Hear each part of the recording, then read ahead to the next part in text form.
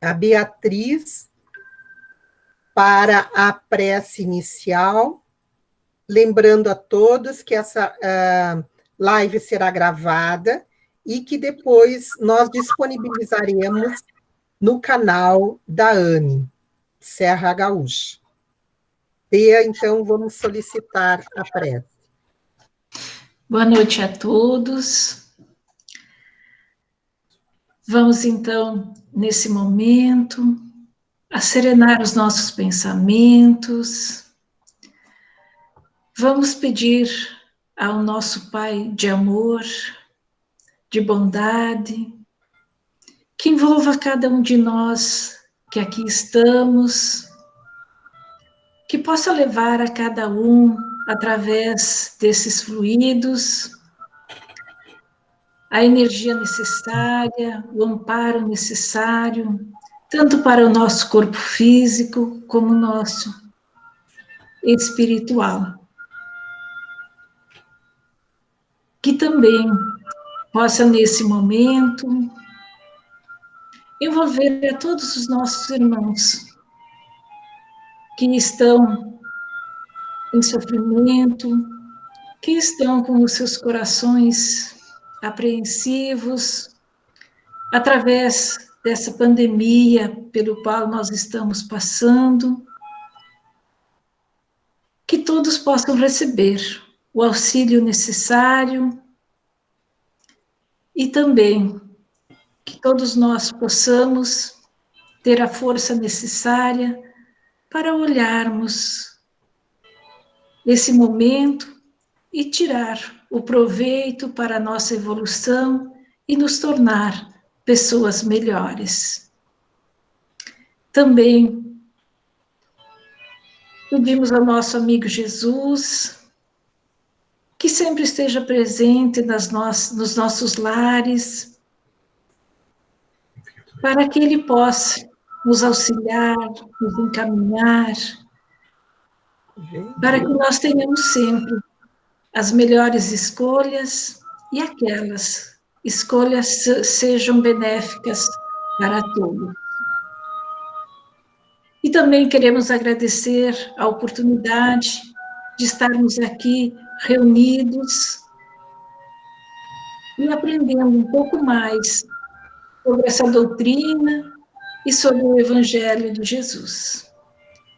Então, queremos te agradecer muito, Pai, gratidão por tudo que recebemos, pelas oportunidades, e também pedir que o nosso palestrante da noite seja envolvido por esses fluidos e que ele também receba sempre aquilo que é necessário para o seu equilíbrio e que seu trabalho se torne cada vez melhor. Então, Pai, gratidão por tudo e pedimos mais uma vez que você envolva a todos nós, teus filhos, na tua paz, no teu amor, na tua serenidade, para que todos nós sejamos luzes nesses momentos difíceis. Muito obrigado e que assim seja.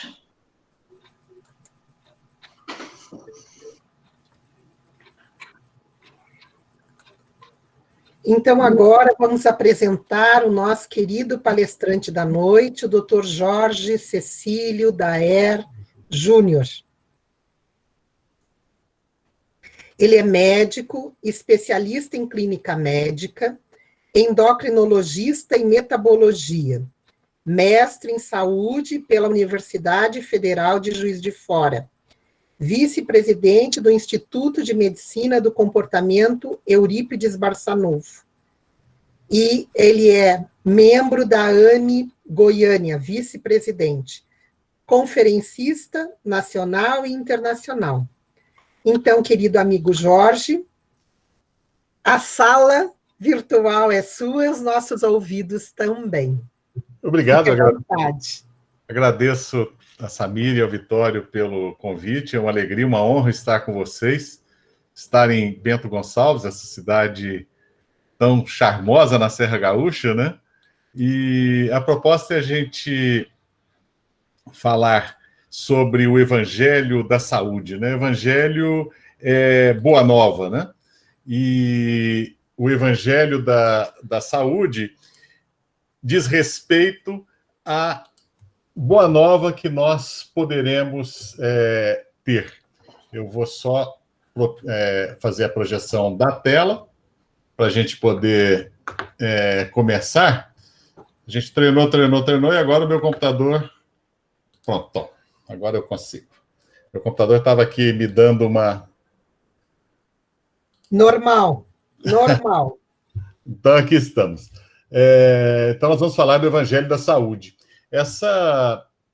A ideia de falar sobre o Evangelho da Saúde, ela surge inicialmente quando, com um amigo, nós resolvemos estudar o Evangelho segundo o Espiritismo e extrair dele os tópicos relevantes para a nossa saúde. E a verdade é que se a gente tinha uma pretensão de, a partir da extração desses tópicos relevantes, de um estudo aprofundado desses tópicos, nós escrevermos um livro, talvez, foi que nós não fomos adiante, porque todo o Evangelho acaba sendo um código de saúde moral. Mas quando a gente fala em saúde, nós sempre recebemos conceitos de saúde. E o conceito de saúde que a gente mais ouve no dia a dia é um conceito da Organização Mundial de Saúde, que, na verdade, diz respeito à saúde pública. É um conceito que orienta saúde pública e políticas de saúde. Então, é um conceito político. Saúde é um estado de completo bem-estar físico, mental e social, e não somente a ausência de afecções e enfermidades. Isso, para quem faz um planejamento de saúde pública, é fundamental, porque diz respeito a uma população saudável. E quando nós vemos os fatores determinantes de saúde, olhando nesse conceito de saúde, que é saúde pública, nós vemos que se amplia efetivamente do indivíduo, onde idade, sexo, fatores hereditários são determinantes importantes, partindo para a relação desses indivíduos entre si, o estilo de vida, as suas redes sociais e comunitárias, até as relações mais amplas, como condições socioeconômicas, culturais e ambientais em geral. Então, por isso que esse conceito da Organização Mundial de Saúde, e muita gente gosta de repetir o conceito da Organização Mundial de Saúde como se fosse para a saúde individual, ele não se aplica para o indivíduo, porque o indivíduo, ele não... Você pergunta como é que você está de saúde, ele vai dizer, a minha saúde física está boa, mental está boa, mas minha saúde social não está boa. Não é muito por aí, né? Para falarmos da saúde individual, nós temos um conceito de bem-estar individual, os domínios do bem-estar individual e a autopercepção de saúde. Então, vocês me desculpem porque o slide está em inglês, mas os domínios do bem-estar, isso se aplica ao indivíduo, nós dividimos no domínio físico, psicológico, espiritual e social. E todo o meio que cerca esses fatores, as relações sociais, as relações do nosso corpo com o ambiente, então são as relações ecológicas, a relação do nosso psiquismo na sociedade em que nós nos inserimos e a nossa relação do nosso nossa conosco mesmo, o nosso ambiente espiritual e a nossa ecologia espiritual. Hoje, isso já é tratado de uma forma muito mais livre ou não eivada de tanto preconceito. Apesar de que espiritualidade para a medicina é como um elefante que está dentro da nossa sala de estar. Vocês imaginam chegando em casa, se imaginem chegando em casa, abrem a sala de sua casa e encontram um elefante. Impossível negar que ele está lá, né? Só que quando nós falamos de espiritualidade e suas relações com a saúde pública, essa é uma figura de imagem utilizada por Doug Goldman, que é um pesquisador da Universidade de Berkeley, na Califórnia. Ele diz que espiritualidade é um elefante na sala da ciência, que a ciência finge não ver, mas ele está lá fazendo estrago, porque são pelo menos 3.000 artigos médicos de pesquisas consistentes sobre os benefícios da espiritualidade e da religião sobre a saúde. No mínimo 100 revisões sistemáticas, com 30 meta-análises muito bem feitas. Então, esse domínio do espiritual, que hoje nós falamos com muita facilidade, pela nossa convicção espírita, mas na ciência ainda é um elefante na sala que a maioria insiste em não ver e não enxergar, mas já tem uma aceitação maior. E quando vai alguém no consultório e eu quero saber como é que está a sua saúde, quando eu falo em saúde, a pessoa que está à minha frente, ele entende como ausência de doença. Então, nós vemos a autopercepção de saúde, ou autopercepção de bem-estar. Essa autopercepção ela é estável até os 50 anos de idade. Se a pessoa não tiver nenhuma doença crônica, ela vai ter sempre vai dizer que a saúde é muito boa a vida toda, né? Mas a gente faz uma escalinha de 1 até 5, que vai de muito ruim até muito boa saúde. Estamos falando de saúde individual, mas ainda dentro daquele conceito de que a saúde é a ausência da doença. Aí chega um conceito novo no livro Consolador, porque Emmanuel, eu fico bravo quando as pessoas dizem que, segundo Emmanuel, saúde é apenas a perfeita harmonia da alma. Você retira uma frase que não sintetiza todo o conhecimento que Emmanuel traz. Olha a profundidade. Ele diz: para o homem da terra, a saúde pode significar o equilíbrio perfeito dos órgãos materiais. Então, Emmanuel já nos diz aqui que para o homem da terra, para aquele que está somente se preocupado com o cotidiano, aquele que está preocupado em formular políticas públicas, aquele que está preocupado apenas com os seus ganhos pessoais, não importa. Para o homem da terra, saúde é só equilíbrio perfeito dos órgãos materiais. Por isso que muitos, e a gente tem o costume de dizer, tendo saúde, o resto vem por acréscimo de misericórdia. É uma visão bem do homem da terra, né? Aí ele vai complementar. Para o plano espiritual, todavia, a saúde é a perfeita harmonia da alma, para a obtenção da qual, muitas vezes, há necessidade da contribuição preciosa das moléstias e deficiências transitórias da terra. Ou seja, para os espíritos que têm uma visão muito mais ampla do que nós, esses espíritos que já são espíritos bondosos da segunda ordem, que olham para nós, que somos espíritos da terceira ordem, ou seja, espíritos ainda inferiores, eles olham para nós e enxergam verdadeiras crianças espirituais. E a gente diz, ter saúde é o que importa. E os espíritos nos dizem que a saúde é a perfeita harmonia da alma, para a obtenção da qual, muitas vezes, há necessidade da contribuição preciosa das moléstias e deficiências transitórias da terra. Ou seja, muitas vezes a nossa doença, o nosso adoecer, que constitui um problema para nós, nem sempre constitui um agravo à saúde plena ou à saúde espiritual. E Allan Kardec, no Evangelho segundo o Espiritismo, já ali no capítulo inicial, né, nosso reino não é...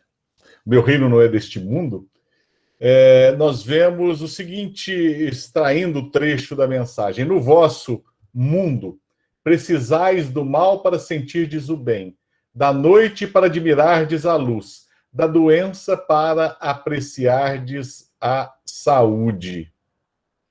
Interessante que Allan Kardec ele nos traz ele insere essa mensagem no Evangelho segundo o Espiritismo, e é uma mensagem que tem um significado filosófico muito grande, porque aqui os espíritos amigos estão nos dizendo que nós necessitamos ainda do famoso dualismo dialético. Nós precisamos de comparar, nós precisamos do contraste. Então, nós entendemos a saúde a partir da doença. Nós entendemos a luz a partir do escuro. Nós entendemos o bem a partir do mal. Está o nosso estágio de inferioridade. E Allan Kardec, ele nos traz, e aí lá no livro Céu e o Inferno, depois da manifestação do espírito Latour, ele nos traz um conceito de saúde moral. Vejamos que estamos aprofundando. Emmanuel, ele dá um conceito de saúde pleno, que se antes eu chamei de saúde espiritual, agora com Allan Kardec eu vou chamar de saúde moral. Ele vai dizer: o arrependimento acarreta o pesar, o remorso, o sentimento doloroso que é a transição do mal para o bem, da doença moral para a saúde moral. E o que é interessante, ele diz, é para se furtarem a isso que os espíritos perversos se revoltam contra a voz da consciência. Espírito perverso aqui é espírito endurecido, né? Os espíritos que ainda são renitentes no mal. E eles tentam repelir a voz da consciência, quais doentes a repelirem o remédio que os há de curar. Ou seja, o arrependimento é o tipo de sentimento que surge após uma reflexão.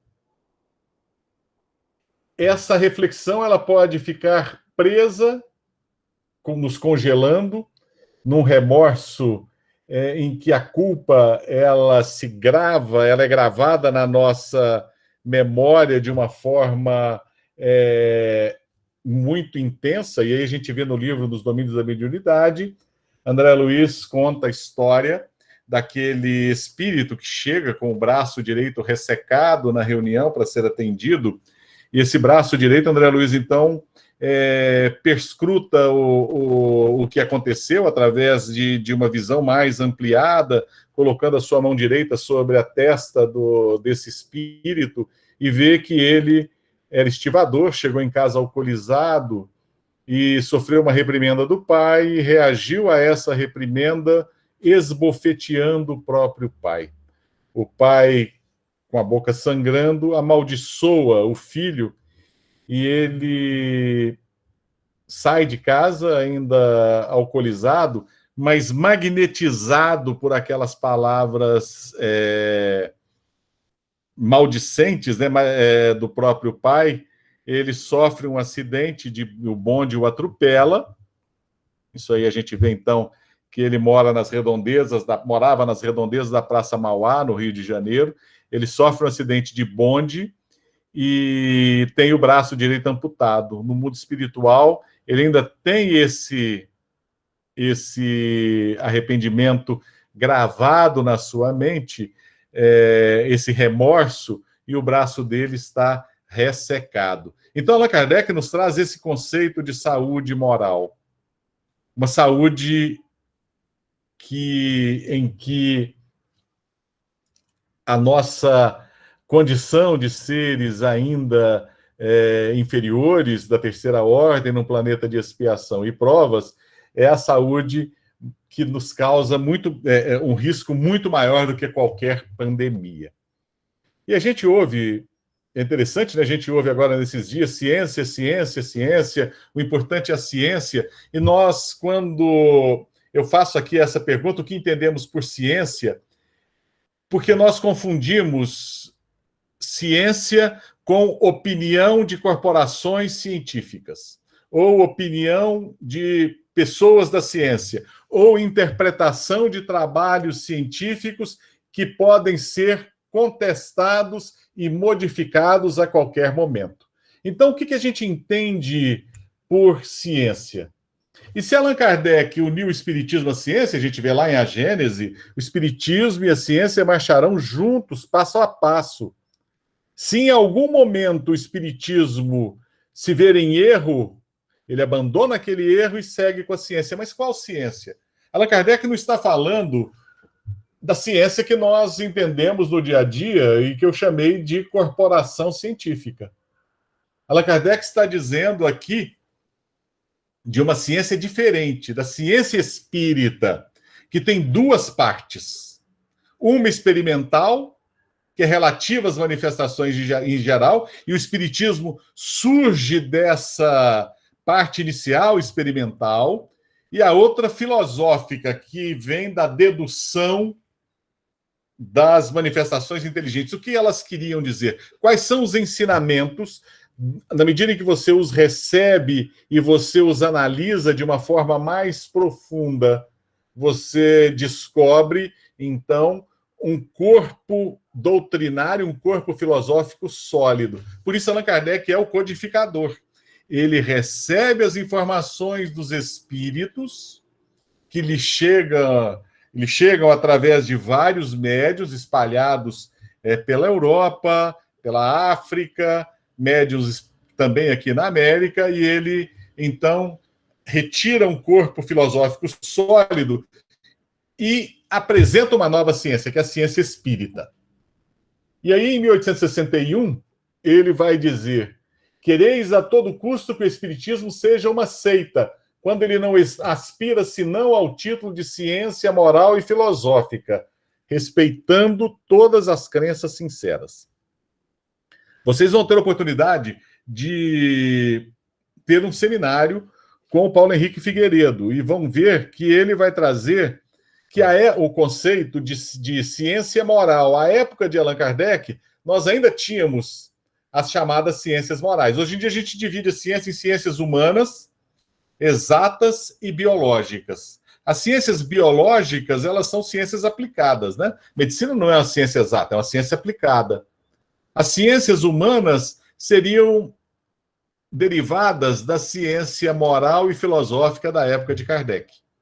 Mas é uma ciência. E não uma ciência qualquer. É uma ciência que diz respeito a evidências contundentes, ao corpo filosófico trazido por manifestação de espíritos que aqui viveram. Um corpo filosófico que diz que nós somos seres imortais e que nós devemos aprender a pensar como seres imortais, mesmo que transitoriamente presos ao corpo físico. E é complicado isso, né? Herculano Pires, ele entende essa dualidade, dizendo que o Espiritismo nos mostra que nós somos, enquanto encarnados, seres do corpo e seres do espírito, porque enquanto sob a junção do corpo, nós sofremos interferências fisiológicas muito intensas. Quando libertos, no desdobramento fisiológico do sono, nós já somos mais ligados ao mundo espiritual. A gente tem que saber, no nosso cotidiano, olhar para as injunções da vida, as injunções da vida material de seres encarnados na Terra e saber interpretá-los com a visão de seres espirituais que todos nós somos. Não é uma tarefa fácil, né? A gente está tentando isso há muitos séculos, né? E Allan Kardec ele vai continuar. Enquanto não viram no Espiritismo senão fenômenos materiais, só se interessaram por ele como espetáculo, porque se dirigia aos olhos. E aí eu grifei. Porém, desde o momento em que se elevou à categoria de ciência moral, foi levado a sério, porque falava ao coração e à inteligência. Ou seja, na medida em que era somente fenômeno, poderia ser até um espetáculo circense comparado com magia, mas no momento em que ele traz uma doutrina moral, ele foi elevado a essa categoria de ciência moral. Hoje, talvez a gente chamasse de ciência humana. E ele passou a ser levado a sério, porque falava ao coração e à inteligência, ou seja, não tinha apenas uma racionalidade, não tinha apenas uma lógica uma lógica passível de ser comparada com referências externas, mas tocava o coração, porque trazia uma lição, algo que toca o coração do homem, o impele a um movimento diferente, a um movimento de questionamento a respeito de Deus, mostra o homem como um ser espiritual, então toca o homem na sua transcendência, ou seja, o espiritismo bem compreendido, ele leva a um conhecimento de uma doutrina que é filosófica e, ao mesmo tempo, profundamente evangélica, porque traz a boa nova, uma doutrina cristã. Então, todos encontraram nele a solução do que procuravam vagamente em si mesmos. Uma confiança fundada na evidência substituiu a incerteza pungente, ou seja, a evidência que veio não apenas das manifestações dos espíritos, mas da dedução filosófica dos ensinamentos espíritas. Se a gente vai lá na Revista Espírita em 1858 e a gente lê como Allan Kardec aceita a teoria da reencarnação, e ele diz, não foi porque os espíritos disseram, mas porque depreende-se uma lógica filosófica no que diz respeito à justiça divina. E aí nós chegamos no ponto em que nós vamos tentar entender o que é esse evangelho da saúde. A relação do espiritismo com a saúde e com a doença.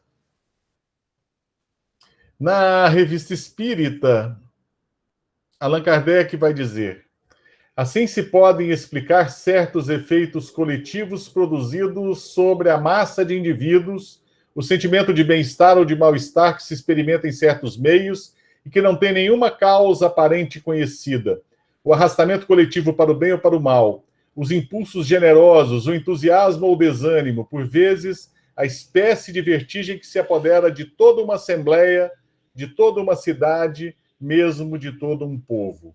Allan Kardec, na Revista Espírita, ao longo dos anos, ele descreveu algumas epidemias de possessão espiritual coletiva, de manifestações coletivas, manifestações que a psicologia depois irá chamar de manifestações histéricas, mas que são muito mais profundas, ou vão muito mais além de manifestações histéricas, porque havia manifestação de espíritos. Allan Kardec aqui ele se antecipa ao conhecimento da psicologia das massas. E ele nos traz um segundo fator, que é o fator do ambiente espiritual intoxicante, de espíritos que produzem bem-estar ou mal-estar. De uma forma muito mais fácil se produz mal-estar. E Allan Kardec ele vai nos dizer que o homem, em grande número de casos, é o causador de seus próprios infortúnios. Mas, em vez de reconhecê-lo, acha mais simples, menos humilhante para sua vaidade acusar a sorte, a providência, a má fortuna, a má estrela, ao passo que a má estrela é apenas a sua incúria. O pessoal que gosta de autoajuda, né, acha que é um fenômeno do século XXI, ou ainda do século XX tardio, o vitimismo. Allan Kardec está mostrando que na sua época o vitimismo já existia, isso é do homem que está num planeta de expiação e provas. Mas nós somos os responsáveis dos nossos próprios infortúnios, na grande maioria das vezes. De onde surge o mal? A gente pode até olhar o mal e dizer, olha, o mal é a ausência do bem, como o frio é a ausência do calor, está lá em A Gênese. Isso num aspecto metafísico, num aspecto de mal absoluto, que o mal absoluto não existe. Mas o mal, num aspecto pessoal, no aspecto do indivíduo, ele surge dos nossos vícios, das nossas paixões. Allan Kardec, em A Gênese, no capítulo 3, ele vai dizer: o mal existe e tem uma causa. A causa são as paixões que o homem cultiva. Então, não é o mal absoluto. E se a gente for falar em um mal absoluto, a gente está vendo, a gente está num dualismo que é impossível, porque no campo metafísico, um mal absoluto ele estaria opondo-se a um bem absoluto e não teria equilíbrio nunca disso. Mas no campo individual, quando a gente vê no dia a dia, nós percebemos que o mal surge de nossas paixões. E aí, na questão 908, o Livro dos Espíritos, Allan Kardec pergunta: como se poderá determinar o limite onde as paixões deixam de ser boas para se tornarem más? Vem cá, a paixão pode ser boa? Em certo aspecto, sim. E aí os espíritos respondem: as paixões são como um corcel. Esse exemplo fica meio fora do padrão no mundo de hoje, né? Até a década de 1970, na década de 1970 fazia sucesso. As paixões são como um corcel, porque tinha o Corcel, aquele carro da Ford que andava pra caramba, né? Tinha o Corcel GT, que era poderosíssimo. Mas na época de Allan Kardec, corcel era o principal motor da mobilidade urbana em Paris. Os cavalos que puxavam as carruagens, que puxavam os carros. E os espíritos, então, trazem uma figura de época que é muito apropriada. As paixões são como um corcel. Imaginem vocês saindo na cidade de vocês e em cada bairro vocês encontram algumas carruagens, ao lado uma estalagem, do lado um ferreiro que cuida de ferraduras, pessoas que transportam alimentos para os cavalos que estão descansando. Assim era o cotidiano à época de Kardec. E esses corcéis, eles deveriam ser mansos, porque um corcel desgovernado, ele não serve para conduzir carruagem nenhuma. E é por isso que os espíritos dizem: as paixões são como um corcel que só tem utilidade quando governado e que se torna perigoso desde que passe a governar. Uma paixão se torna perigosa a partir do momento em que deixais de poder governá-la e que dá em resultado um prejuízo qualquer para vós mesmos ou para outrem. Aqui surge o mal, né? É a paixão que começa a governar. O mal que nós provocamos em nós mesmos e no outro. Aqui é um conceito duplo de saúde moral e de saúde no aspecto cotidiano, porque as nossas paixões e os nossos excessos também provocam doenças. Então, esse slide e esse aqui estão repetidos. Não sei o que aconteceu. Vamos lá, continuando. As paixões são alavancas que decuplicam as forças do homem e o auxiliam na execução dos desígnios da providência. Ou seja, as paixões, elas são uma espécie de recompensa. Nós, quando ainda no nosso primitivismo, nas primeiras experiências em mundos inferiores, as paixões, elas nos serviam como recompensa, nos davam prazer. Só que essa história de recebermos essa recompensa e esse prazer nos acostumou mal, né? Era um prazer que vinha da própria experiência física, principalmente. Depois nos vem de experiências psicológicas, relacionais, no relacionamento, uso de determinadas substâncias. E se as substâncias inicialmente eram usadas ou em rituais, ou como curas de algumas doenças, em pagelanças, ou em comemorações, a gente ainda mantém esse hábito, né? Então a gente ainda traz essas paixões desde nossas experiências primitivas, né? Então, quando a gente consegue governar, não faz mal algum. Mas se em vez de as dirigir, deixa que elas o dirijam, cai o homem nos excessos. E a própria força que, manejada pelas suas mãos, poderia produzir o bem, contra ele se volta e o esmaga. A gente acaba caindo no excesso. E o excesso nos esmaga. Quando a gente perde a noção do limite, nós começamos a ser governados pelo irracional. Jung chamava de irracional todas as forças que acabavam, por algum modo, por governar o homem. São forças irracionais. E ele dizia, por exemplo, sobre as doenças, e aí é uma citação de Jung, que a doença segue a sua própria lei. Essa lei da doença é uma lei irracional. E realmente ele tem razão. A gente não consegue, a gente não entende a lei das doenças, né?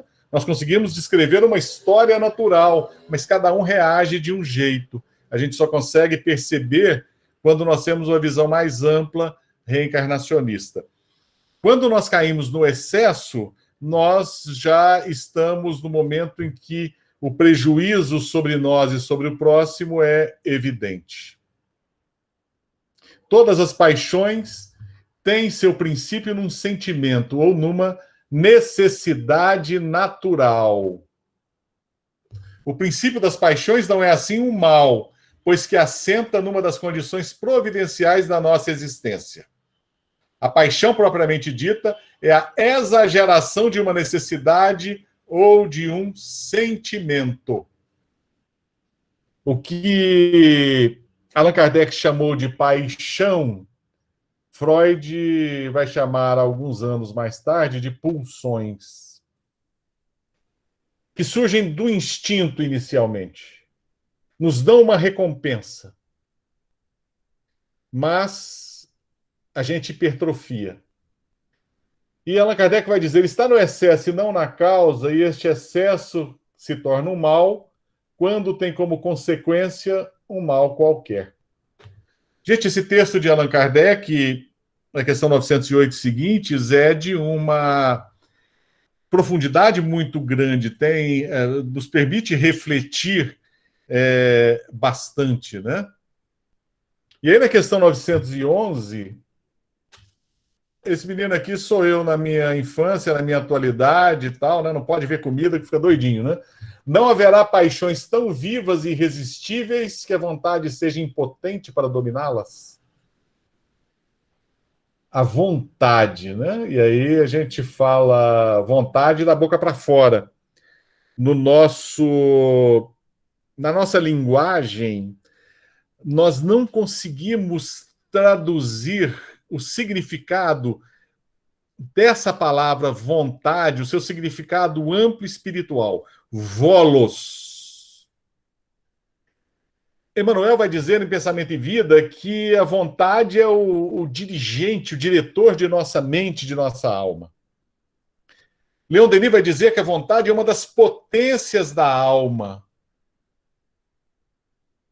E a gente explora pouco.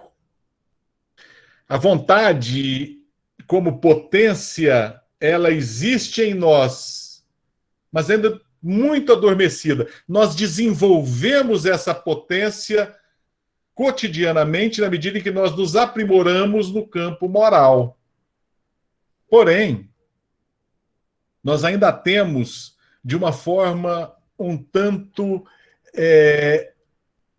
atrofiada não é o termo, mas uma forma ainda um tanto incipiente. Atrofiada dá a entender que ela foi já muito poderosa e depois regrediu. Não, ela ainda é incipiente. Essa potência da alma é algo que nós devemos desenvolver ao longo das reencarnações. E os espíritos respondem a Kardec. Há muitas pessoas que dizem quero, mas a vontade só lhes está nos lábios. A gente vê muito isso com paciente dependente químico que se interna no hospital, lá no Instituto de Medicina do Comportamento. É o antigo sanatório espírita de Anápolis, já tem 70 anos de existência. Eles chegam e falam, não, doutor, agora eu quero parar de beber, mas a vontade só fica nos lábios, né? Querem, porém muito satisfeitas, ficam que não seja como querem. Quando o homem crê que não pode vencer as suas paixões, é que seu espírito se compraz nelas, em consequência da sua inferioridade. Allan Kardec ele antecipa Freud em alguns anos, nesse conceito. Nós temos prazer no mal. Nós nos comprazemos do mal que praticamos, porque estamos acostumados com isso há muito tempo. Por mais que o mal que praticamos nos provoque uma reação de igual proporção e intensidade, nos é prazeroso. É algo estranho, né? Parece... E é muito um princípio do sadomasoquismo, mas nós temos essa ambiguidade, né? Nosso coração pede amor, mas as nossas mãos esmagam o nosso próximo. O homem é esse ser paradoxal, esse ser ambíguo. Nós somos capazes de trazer a ambiguidade de amor e ódio. Muitos têm a noção de que amor e ódio são dois sentimentos que se antagonizam, mas o antagonista do amor é a indiferença, não o ódio. Coexiste amor e ódio na criança quando é reprimida pelos pais. Naquele momento ela sente ódio, ao mesmo tempo ela sente amor, né? E em muitos adultos, as crianças que cresceram e se mantiveram com sentimentos ainda muito infantis, nós vemos muito essa ambiguidade. É aquela pessoa que deseja a morte do outro e, ao mesmo tempo, se arrepende por ter desejado a morte do outro, cai de joelho, pede perdão a Deus. Somos nós esses seres, né? Esses seres ainda inferiores que estamos aprendendo. Então, em consequência da nossa inferioridade, nós nos comprazemos nessas paixões. Então, o homem compreende a sua natureza espiritual, aquele que as procura reprimir, essas paixões. E por isso que os espíritos dizem que há virtude sempre que ocorre resistência voluntária ao arrastamento das tendências. Então, vencê-las é para ele uma vitória do espírito sobre a matéria. Ou seja, nós trazemos da nossa reencarnação as nossas paixões, as nossas tendências, aquilo que fomos, que nos trazia prazer em existências anteriores. Renascemos com toda essa tendência. Construímos o meio que iremos reencarnar, esse meio que nos é necessário para o nosso soerguimento moral e espiritual. Mesmo assim, nós ainda nos deixamos arrastar pelas tendências, por esses vícios, porque não é fácil, a gente se compraz no mal. E quando Allan Kardec pergunta qual o meio mais eficiente de combater-se o predomínio da natureza corpórea, os espíritos respondem simplesmente praticar a abnegação, como se praticar a abnegação fosse algo muito fácil, né? Mas renúncia e abnegação são as duas virtudes que mais aparecem na codificação. A abnegação é algo difícil, profundo, um ato pleno da vontade, que não é fácil, né? Quando Bittencourt Sampaio, ele dizia que os espíritos podem divergir em tudo, menos na fraternidade, porque se o fizerem não são espíritas, ele está complementando a questão 912 de O Livro dos Espíritos, em que Allan Kardec comenta: a fraternidade pressupõe desinteresse, abnegação da personalidade. Onde há verdadeira fraternidade, o orgulho é uma anomalia. Mas a gente se trata por confrades. Confrade, com freiras, temos a mesma religião, estamos na mesma casa espírita, mas de repente surge um estremecimento. Houve interesse e não desinteresse. Rompe-se, outra casa espírita é formada, há uma divisão, e lá na frente volta a se harmonizar. Então, na nossa inferioridade, nós somos seres ainda presos aos nossos interesses, não conseguimos praticar a abnegação da personalidade, mesmo então, no nosso cotidiano, às vezes os espíritos amigos utilizam a nossa inferioridade para a construção do bem. De repente, uma outra casa espírita foi fundada com uma promoção social, ampliou-se a rede de assistência, mas no dia a dia, quando nós analisamos o indivíduo, quando nós fazemos o balanço, ou quando nós chegamos no mundo espiritual e fazemos toda aquela revisão, nós vemos que, muitas vezes, o desinteresse, a abnegação da personalidade é uma barreira que ainda temos que vencer. Então, você agir sempre sem segunda intenção, com desinteresse, é algo raro na Terra, mas vai ser muito mais frequente nos dias vindouros, né? Toda gente faz voluntariamente sacrifícios, contanto que nada custem e de nada privem. Para a maioria dos homens, o dinheiro ainda tem irresistível atrativo, e bem poucos compreendem a palavra supérfluo, quando de suas pessoas se trata. Quando do lançamento do iPad, e o iPad chegou e aí as pessoas queriam, um amigo que era companheiro de pesquisa, a gente trabalhava com pesquisa clínica na área de diabetes, e a gente viajava com frequência para o exterior para recebermos treinamento, ouvirmos protocolos de pesquisa e tudo mais.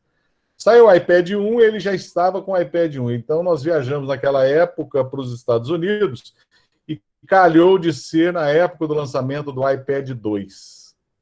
E ele saiu doido do hotel em Orlando, dizendo: eu tenho que ir numa loja da Apple, porque eu preciso comprar um iPad 2.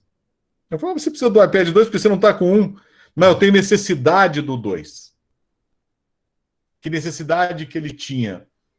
Nenhuma, né? Mas a gente cria necessidades. A gente se apega ao supérfluo. E a gente vai acumulando. E muitas vezes, nós vivemos hoje uma situação um tanto paradoxal, porque nós somos de tal forma estimulados, e tão estimulados em uma intensidade gigantesca, que cria-se um vazio impreenchível. Nós já reencarnamos trazendo esse vazio. O que é esse vazio? É a nossa necessidade moral e espiritual, que deve ser preenchida com os bens morais e espirituais. Mas nós decodificamos de forma muito errada no corpo físico, né? Então nós entendemos esse vazio como necessidade de afeto, de receber afeto e não de dar afeto. Nós entendemos como necessidade de atenção, mas de receber atenção e não dar atenção. Nós entendemos como necessidade de nos impormos na sociedade, não como servidores, mas para sermos servidos ou reconhecidos.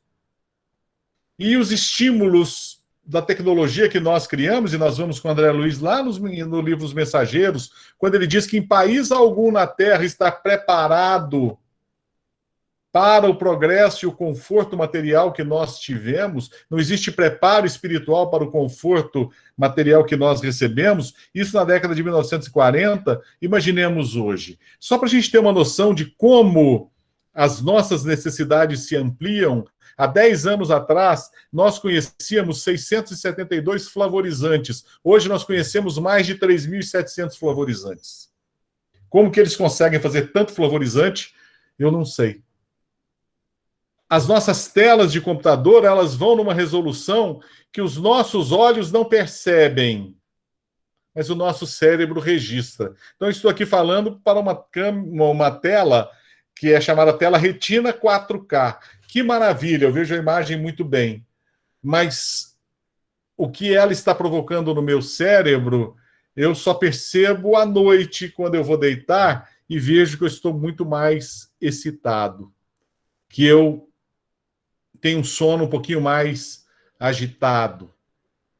Nós somos tão estimulados que nos tornamos seres consumistas que criamos necessidades falsas de consumo, a ponto de nos preocuparmos em darmos para os nossos assistidos, muitas vezes, smartphones, computadores. Porque o mundo moderno é assim.